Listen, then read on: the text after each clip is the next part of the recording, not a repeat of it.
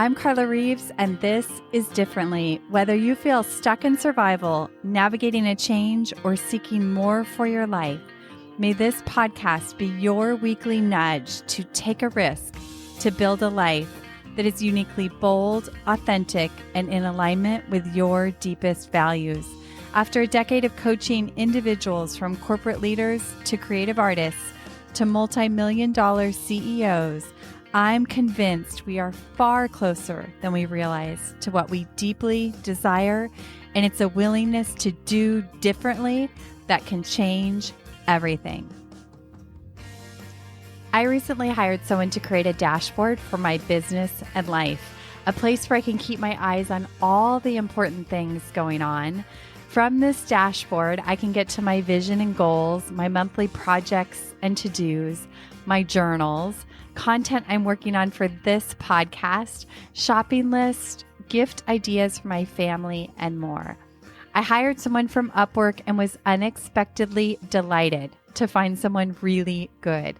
I like to share good people who are doing good work, and I invited Guillaume to join me on the podcast today to inspire you around architecting systems that can help you to manage your business and life differently. Guillaume is a McGill University architecture grad with a long-time love of process optimization. He's the owner of Efficient Business Edge, a consulting agency that specializes in developing and implementing cutting-edge, tailored business systems and automations. We dive into things like what holds us back from stopping long enough to build things that our future self and business will thank us for. Guillaume shares a process for helping you determine where there are gaps and opportunities in your workflows, and get ready to open your mind to new ideas around systems and automation that can allow for increased joy and ease in your everyday life and biz. Grab a pen and paper, sit back, and enjoy. Hi, Guillaume. Welcome to Differently. Hi, Carla. Thank you. Thanks for having me. Yeah, I was really inspired to have you on. For people listening, I met Guillaume through Upwork. Was it Upwork? Yeah, Upwork. Right. Yeah. And I was looking for somebody to create a business dashboard for me. And he was actually one of the first profiles that I saw. And I just kind of took a leap and hired him. And I was just really pleasantly surprised from the moment you first communicated with me. And to me, you stood out. I've hired people on Fiverr or Upwork before, and I've had some really terrible experiences. And your communication, your professionalism, the product that you created for me, everything just totally stood out. And so I thank you for that. And I'm excited to have you on and share your business and what you're doing with other people. So welcome. Wow. Well, thank you for the intro. I'm really, really happy to hear that you're happy with our collaboration. It's definitely been a really enjoyable experience for me as well. I'm really happy with what we were able to accomplish for you, and I look forward to doing more down the line. Yeah, likewise. And just so you guys have a sense of what he did, he actually created a business dashboard for me in Notion where I can kind of link to all the important facets and components of my business from one spot. And it's just been a couple weeks, but it is already saving me so much time. Everything is all in one spot. I am building on it. I have all my to-dos in one spot. I mean, it's really, really changing the way in which I work. And I still have to train myself in some ways to start to use this new system. So I'm excited to talk to you about all of those things. So today we're really talking about, I think on your website, it says unleash the power of efficiency. And I think that's so relevant and important to the people I work with. And I think the people that listen to this podcast. And so introduce us to this idea of how good systems can really help us to not only lead our businesses more effectively, but maybe even our lives. Yeah, absolutely. Well, first of all, I just wanted to say, obviously, listeners can't see this, but while you were just talking about, how it's been using this system, I was just smiling ear to ear because it makes me so happy to hear that. It's exactly kind of what I'm in this for, really. And I think, especially being now like a small business owner myself, and this is just as true for people who are doing things solo.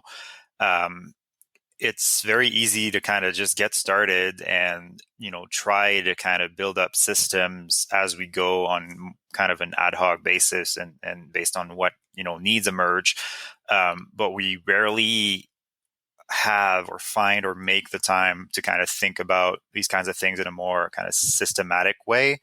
And it's just over time, it just becomes a really big, heavy, invisible mental burden to just try to stay on top of everything.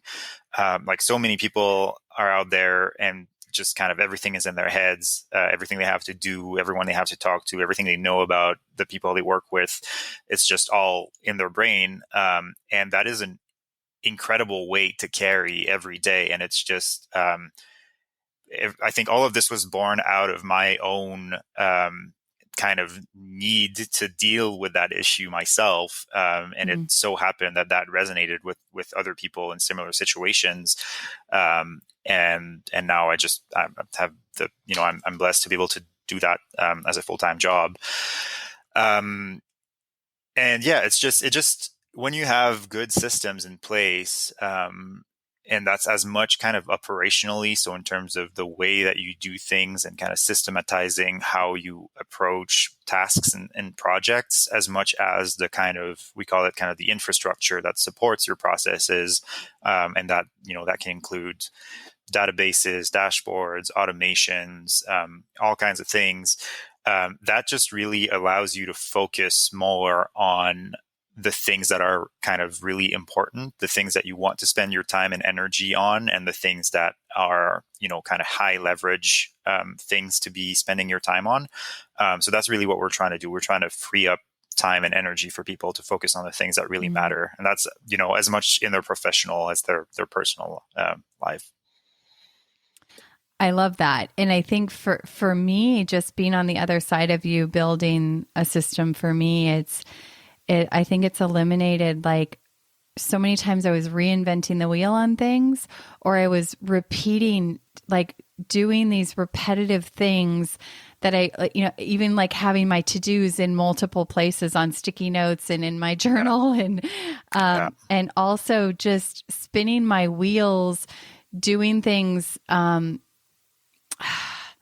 just the long way, or trying to find things over and over and over again, like wasting time finding things, where it's all kind of streamlined and brought this all together. So I can't even quantify the amount of energy and mental space, like you're describing, that this resolves. So what are some of the challenges that you see that you see holding business owners back? And maybe how do we, go ahead. Yeah, no, that's a really good one. And we actually have a bunch of examples on the website that we try to call out, to people and say, like, hey, is this something you're experiencing? If so, it's, we can probably help you with this. Are you, losing time following up with people individually? Are you wasting time on repetitive tasks? Spending a lot of time creating reports from kind of, data that you're gathering manually, scheduling posts and meetings and other things like that. There are just so many tasks in kind of running a business that are kind of menial and repetitive, and error prone also is a big component. Like, these are really the two things that we can solve with robust systems and automations, is kind of the human error factor that we can really, probably never completely eliminate, but certainly reduce to something that's way more manageable. And then everything that is kind of really repetitive, generally these are things that we can automate and just free up a lot of time that way. Yeah, I'm just looking at the example. I mean, check out the website and have a look and see if any of these things kind of speak to you, I think would be my answer to that one, because there's so many things. Yes.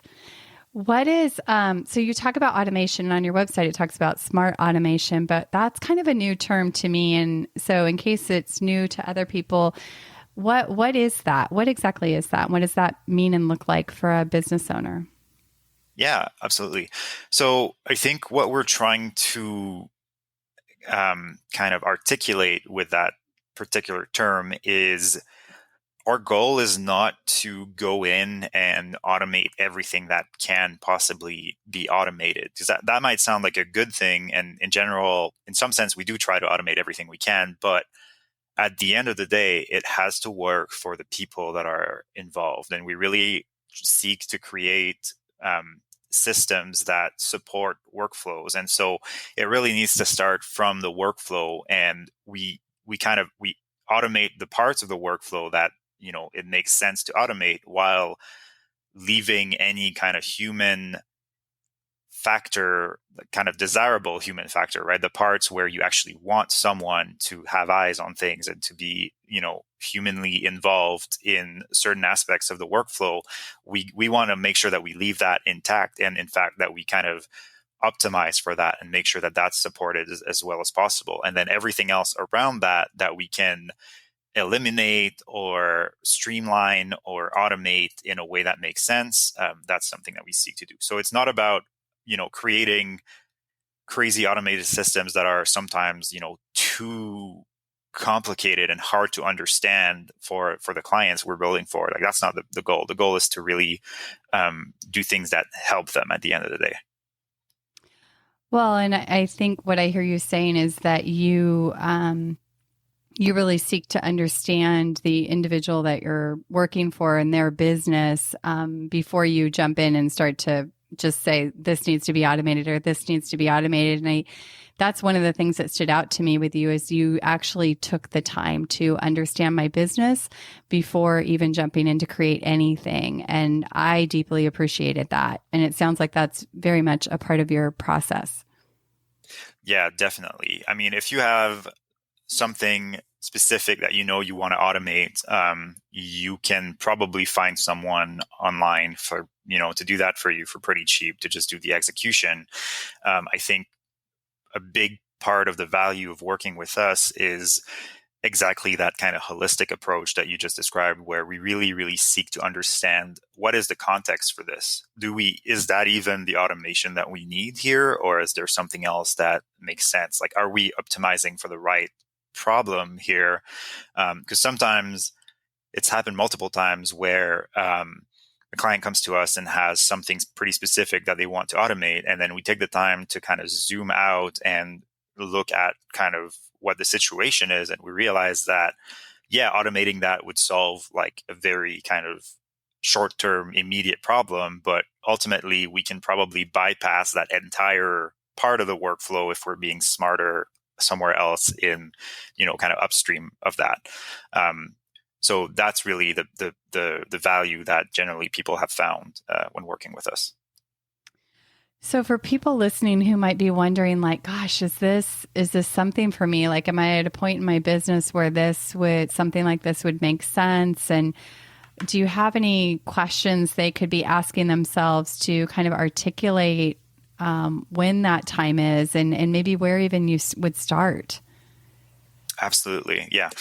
I think the minute you find yourself struggling to keep up, and whether that's because you're literally, missing appointments and things are falling through the cracks, or it's just you end your day and you end your week and you're completely mentally drained and exhausted more than you feel you should, right? Like, we all know running a business is exhausting always, and there's only so much we can do to help with that. But there is, I think, a degree where it becomes extreme, and you have to be able to enjoy your life. And when you find that it kind of takes over the rest of your life, then I think that's when you have to realize you have a problem, and we can help, right? So I don't think there's necessarily a set stage where that becomes relevant. I'm talking to someone right now who is pretty much a one-man shop at the moment. It's just him doing all the consulting and the fulfillment that he does. And he's bringing like one person on board in the next, month or so to take on one particular part of his process. but he's still interested in building out pretty much full, robust system that will work for him right now, and will also grow with him and scale with him as he brings on more team members and more clients, and just increases overall workload over time. So I think if you're solo and you plan on remaining solo, we can definitely help you, just like we did in your case, Carla. I think we were able to build something that has tremendous value for you as a one person business. But particularly if you're planning on scaling and growing and bringing more people on board, and you realize you just don't have the capacity to manage that currently, then absolutely, get in touch, and we'll help you out, and we will work with you now to create something that works, but also over time to kind of make sure that your systems are kind of adjusted and upgraded as required along your journey. I didn't expect to have all these questions pop up in my own mind, but is this something that you have to, like, before you are ready to, say, hire you, is it something you need to, like, prepare or be ready for? Or is it better to almost have that exploratory conversation first? Like, help me through that thought process. Like, I know what happened for me, but I'm curious for, like, what you normally see. I think this is a really interesting question that I honestly haven't really thought about in those specific terms before, but just thinking back on it, I think we're able to provide more overall value when things start off less defined.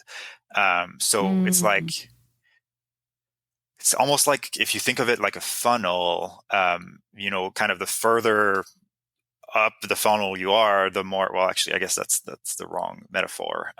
But think of it like, the earlier you are in the process, or the less focused you are, the more possibilities there are ahead, and the more room we have to go different ways. And whereas if you're kind of already down into a very specific situation, that's sometimes a little more limiting. It doesn't mean we can't help you as much. I just think in retrospect, people who have come to us with kind of a less clear idea of what they needed, that's where we've really been able to orient them and, like, just provide, like, tremendous value from even just defining the need, right? And it really helps to think through workflows together and do that first part of kind of strategic thinking and figuring out, all right, how does this happen? And, like, what are the steps? And a lot of times people who come to us actually have never thought about things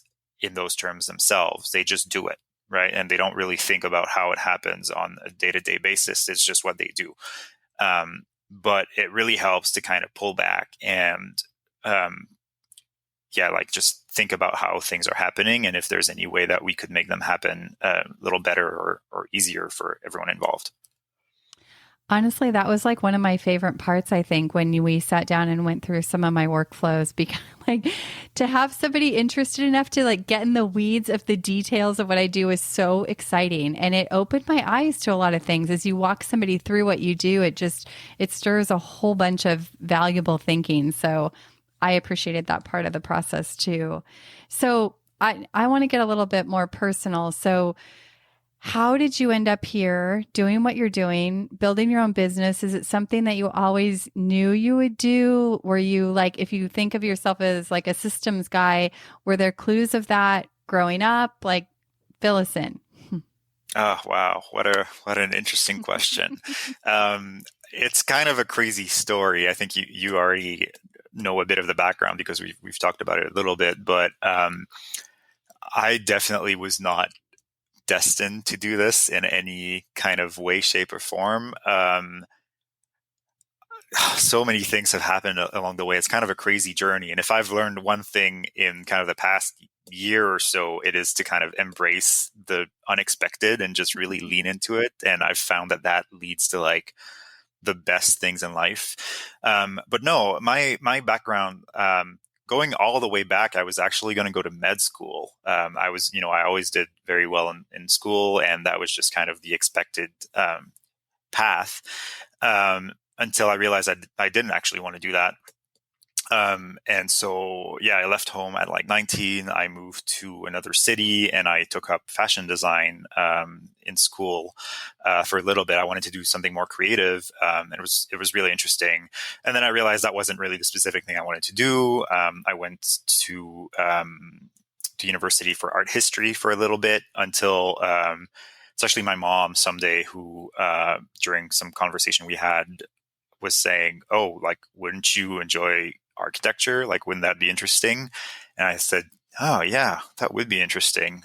So I applied to architecture school. I did my undergrad in architecture at the University of Montreal. And then I would say even during my undergrad, I was already thinking about starting my own office, and just like that, I didn't really want to work for someone indefinitely, and I kind of wanted to run things. I thought that would be my own architecture office. And then after my undergrad, most people who do their undergrad there, because it's in French, and there's only one other, actually it's the university that does a master's program in architecture in French in Montreal. So most people just go right to that program. And I decided to take a gap year instead and try to apply to McGill. Which I did. I got into McGill. The gap year was very interesting. I worked full-time in architecture during that time. I think that also, it kind of even more emphasized the fact that I didn't really want to work for someone forever. And then McGill was like really eye-opening because I got to meet people who came from all kinds of backgrounds, people from the rest of Canada and elsewhere, who had worked all over the world. A lot of Waterloo grads, and Waterloo is a university in Ontario that has a very robust co-op program. So everyone who came from that program had worked in like 4 different countries. Like they worked in New York, they worked in Europe, they worked in Asia, they worked on the West Coast, whatever. And that really kind of opened up for me possibilities as to what I could do after school. And that was when I really considered kind of leaving and going elsewhere. So at that point, I had been living in Montreal for already like 7 or 8 years. And I was pretty much ready to, move elsewhere. Well, I'm really giving you the full story here. I hope that's okay. I hope it's interesting for other people. And then I started this solo consulting as I was in my last year of master's. I was playing around with Notion in my personal life, and I figured, that might be of use to someone. I started doing solo freelancing on Upwork. And it kind of picked up like way more than I expected, to the point where like I could see myself just doing that. I wasn't too sure at first, and I thought, I might just keep doing the two, but it was definitely taking up a lot of time with my part-time job in architecture, school, and then the freelancing. Kind of a crazy time. But yeah, eventually that's what led me to realize I could do this full-time, and I just realized I would rather do that than continue doing architecture. But I wanted to finish my master's because, it's something I started and it's something I worked really hard for. So I stuck with it, and I did finish my master's degree and graduate. But yeah, and then systems thinking, I think, is really the running thread. And that is something that's really kind of drilled into you in architecture. Thinking systems. And even when I was working, I worked 2 different architecture jobs, and at both offices, I was really into kind of setting up standards and procedures and supporting documents and things like that. And I was really lucky that the second job I had, I worked with a phenomenal bosses who were very organized and also very into kind of systematizing things and having kind of robust processes and supporting infrastructure. They were running everything in Google Sheets pretty much, which is really impressive and has its own drawbacks. But I think that also really helped make me realize that's what I really wanted to focus on going forward. Yeah, so that's that's kind of how I got to here. I feel like I could have done a shorter version of that, but in some ways it was like completely unexpected. In other ways, it was meant to be, and that's good, I think. Yeah, I love that. Life is not linear, right? But I yeah, love that there's absolutely. this, there's always like, it seems like there's a through line though, that even there was times in your life where you can't see that thread that is sort of, running through things. But I've had times in my life where it's like, oh my gosh, that thread has been here all along, or Yeah, or things that I thought I had to give up doing years ago. Now, like I get to do those things again and fold them into what my business looks like today. And I love what you said about 100%. leaning into the unexpected, that's where life gets exciting.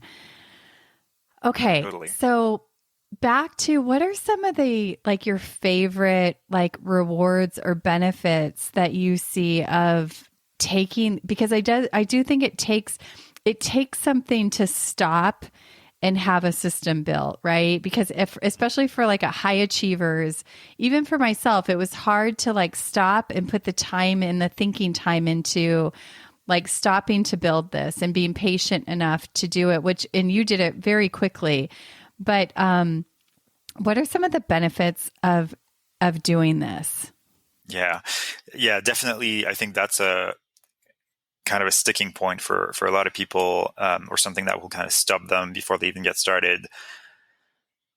Generally, things are okay. Like, you're managing, you're getting by, and you could continue doing things the way you've always done them. And that's kind of the path of least resistance for most people, even though it's hard and there's a ton of friction, and it's just, like a real, um, a real slog to, keep going down that route. But for a lot of people, it's what they know, and it's what they want to continue doing. And we've also found that in like larger organizations, or not even that large, but when there's multiple people involved, sometimes there is quite a bit of resistance to adapting new ways, because people are quite comfortable in what they know and the way they've been operating. Um, and yeah, and the other thing I want to address is it is an investment in every way, like both, as you said, in your kind of time and energy, and taking the time to pull back and think, strategically. And it's also, honestly, like a significant financial investment. Our services are not exactly cheap, and we realize that, but we strongly believe that we provide outsized value, really, for what we charged. And yeah, I would say, in general, I think a lot of people are so kind of immersed in the day to day of running things that, they don't really realize how much of a proportion of their time they're spending doing things that they probably really shouldn't. Like, I don't know, if you're a plumber, probably a bad example, but I'm trying to find a good example here. There's just sometimes where business owners want to have their hands in things directly, and it's just really not the best use of their time. And that's not something that you can realize really when you're in it. You have to kind of pull back and think about it and realize, hey, like, I really should outsource this to someone else, or delegate this to someone else, and focus on things where I am actually needed and where I am actually valuable. And I think pulling back can really help realize that. And it can also, I think it can initiate kind of a thought process of where to invest your time and energy going forward to really maximize your effectiveness. And effectiveness is a different thing from efficiency, right? Efficiency is kind of like how fast, how well can you do things. Effectiveness is, are you being valuable right now? Are you doing something of value? Are you doing things the best way you can do them, and getting the most that you can out of what you do, right? And yeah, at the end of the day, being more efficient leads you to be more effective, or that's kind of the the outcome we hope for sure, and what we shoot for.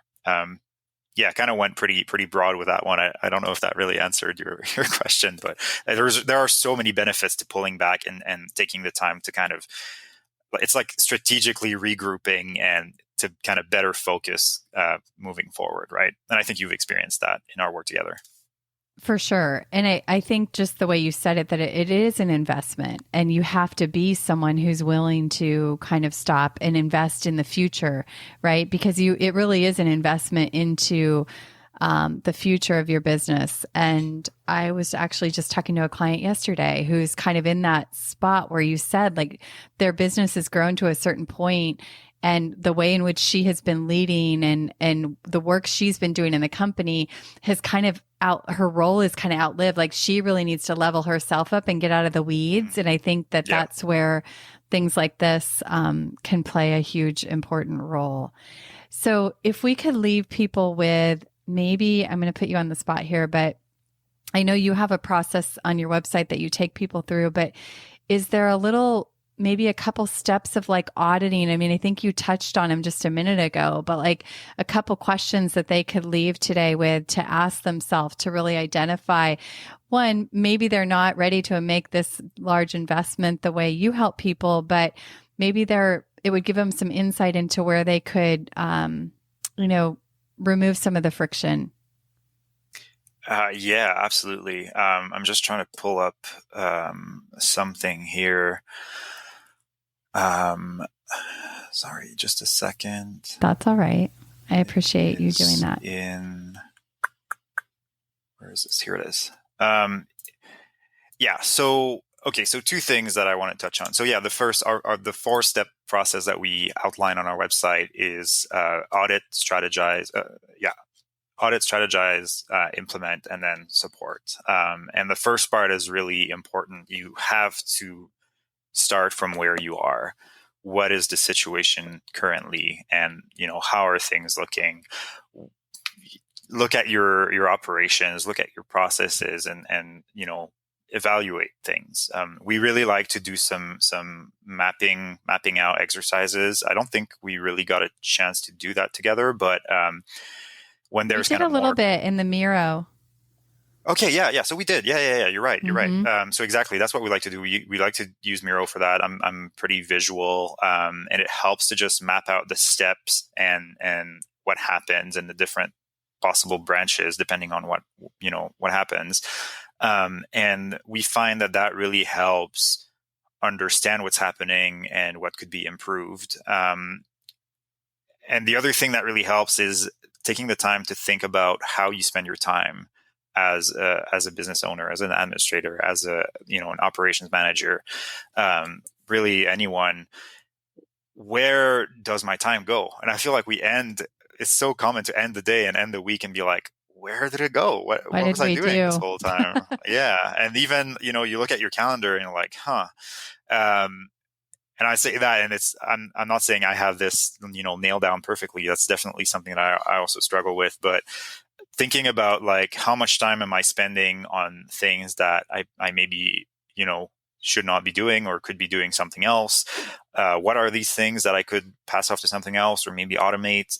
It definitely helps to start thinking about this. And another thing that I wanted to share is, and this is from kind of a community that I'm part of, and kind of a coaching program that I attended. It's called a SAD approach, SAD, and there's a worksheet that goes with it. And it's SAD is for stop, automate, delegate. And so you map out the tasks that you do in a week. You write down how much time you spend per week doing that. You can kind of categorize them depending, and then you decide, all right, first of all, is this something I can and should and want to keep doing? If so, fine. But if not, should I just stop doing that? Just not do it? Is it just not worth doing? Should I try to automate it as much as possible so I can reduce the amount of time that I spend doing that? And finally, can I delegate it? Is there someone else on my team who could be doing this instead of me? Should I hire a VA or some other form of administrative support to take care of, bookkeeping, invoicing, HR, payroll, scheduling. There's so many things that it's really valuable to have a dedicated administrator to take care of that stuff for you, so that you don't have to spend your time doing those things, and you can focus on things that actually grow your business. Yeah. So helpful. Thank you so much. I think too, like one of the things that you help me do is, I think some of this we can't even see. It's almost like a blind spot, and having a thought partner or a thinking partner to help you sort of see things from a different angle. Because there were places where I thought, a system would look like this. And you were like, but we can do this. And it was like, my eyes just got so big, like, really? I didn't even know that was possible. And so I think that's another really valuable part of what you guys do, and what having, somebody else in your life to kind of think through your processes with you is so helpful. Sometimes they're way too close to really have good perspective. So yeah, absolutely. 100%. And that's one of the things that, I'm not, it leads to one of the things that I really enjoy about consulting and kind of, business services is we kind of get to look behind the scenes at so many different organizations and so many different areas and industries, and kind of see how people are doing things. And, for all the things we can go in and improve, there are also like so many things that people are doing really well. And at least every project, there will be at least one thing where we'll be like, oh, wow, that's really cool. Like that's such a good idea. And we learn from that. Like it's continuous learning from our clients as well. And then our clients benefit from that in return, because these are insights that we can share with them over time. And they kind of pretty much get to learn, not just from us, but from all of the other organizations that we've helped before. And that has like immense value, right? Because that's not really something that you get to do as a business owner. You don't really, I mean, if you're part of a community and you talk to other people, maybe you get a little bit of that and you can get to talking. But we really, we're really in there and kind of looking and digging. And it's really interesting, everything we kind of discover that way. That's so awesome. Yeah. I love what you're doing. I love your story. I love sharing good people who are doing good work out there. And I'm so glad that you were able to come on and kind of just open our eyes to what's possible here with systems and all of that. Tell people where they can find out more about the good work you're doing. Yeah, absolutely. Well, first of all, thank you so much for all of this. I'm really glad that our paths crossed and it led to this. This is another instance of the unexpected and leaning into it. I love that. I'm so glad. Yeah. You can look us up. Our website is efficientbusinessedge.com. You can find us there. There is a booking form on there if you want to schedule, a free 30-minute consultation. We also do paid, hour-long consultations if you want to just get in there right away and see what we can do for you in just an hour, kind of talking about everything and giving you some insights and strategy. We are also on, Facebook, Twitter, LinkedIn. You can add me on LinkedIn, shoot me a message. I'm pretty responsive. I handle these things myself currently, so I'm actually the one answering messages. Get in touch, and I'll be happy to talk. I'm really looking forward to meeting new people and getting to learn more from all kinds of contexts and situations. Yeah. So great, so good. Thank you so much for all the gems. For people listening, try something on you heard today and take it into your life and check out the good work that they're doing. And thank you so much, Guillaume, for joining me here today. Well, thank you for having me. I really enjoyed this. Hey, thanks for tuning into this episode of Differently. I hope it stirred your thinking, and I invite you to take one inspired action from something that stood out to you. If you want to hear more conversations like this, be sure to hit follow on your favorite podcast app. And if this episode could impact someone you know, please help us spread the word and pass it along. Remember, new episodes drop weekly. See you next week.